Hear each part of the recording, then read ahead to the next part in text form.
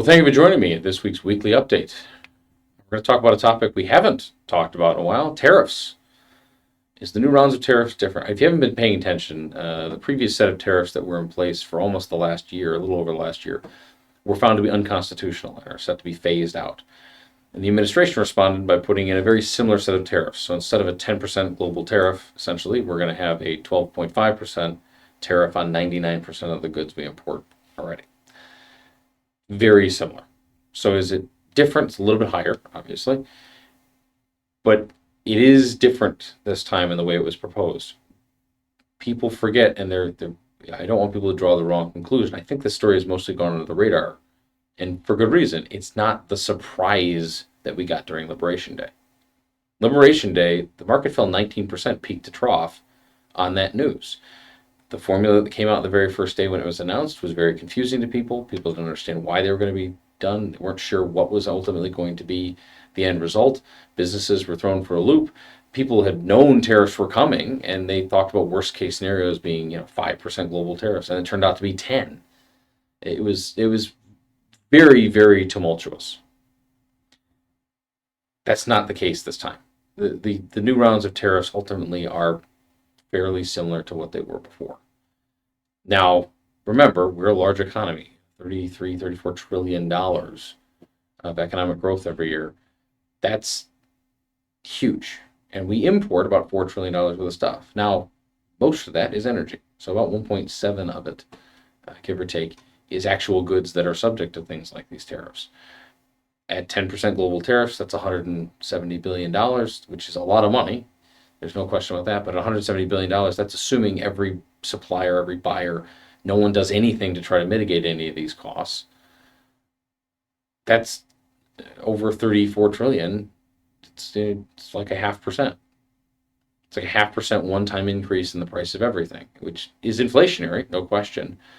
But this is where is it different this time comes into play.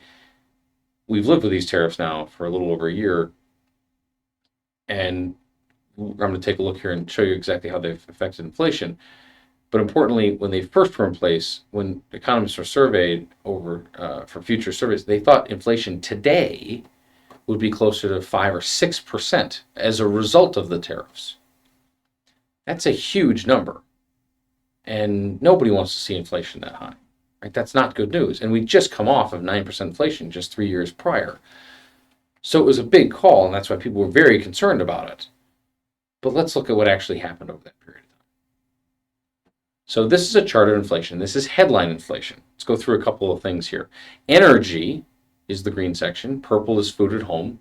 Orange is core goods. By the way, that's where you're going to see the effect most of tariffs. You've got blue, dining and recreational. Red is auto insurance. And then the dark blue section there is shelter. Way on the left-hand side, that's 18, 19, and 2020. Now, we didn't have the same tariffs, but we did start putting global tariffs in about 2 and 3% during that period. You'd see orange getting a lot higher. Well, we didn't really see that. We saw core goods pretty much muted during that period. The early tariffs didn't seem to spur inflation.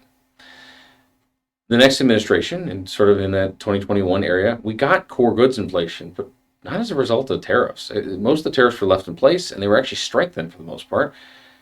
They didn't seem to spur a new set of inflation. That was the period where we couldn't get things. That was when we had those ships off the coast of San Francisco.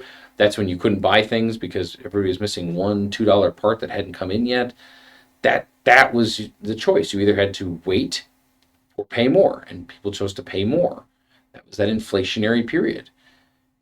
And yes, that's where we saw core goods. But then look what's happened since then. In 2023, we sort of got through most of those supply chain issues. And actually, we had some deflationary pressures. All the while the early tariffs were still on. Now, 2025, let's go back. That's April 2.3. That was inflation, 2.3% in April 2025, right before Liberation Day was announced. Today, in June, inflation's 3.5. And that includes, the 3.5 includes headline inflation. Without headline inflation, core inflation, meaning you take out food and energy, because they can be volatile, as we've all learned. We've talked a lot about oil and gasoline prices this year.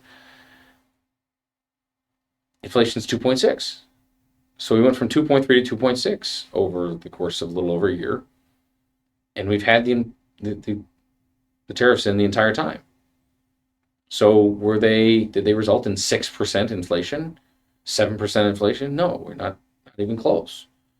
So are they, if you're in the wrong industry and you're a major importer of foreign goods, is it bad? Probably. There are certain parts of the economy this is definitely going to hit harder than others. There's no question about that.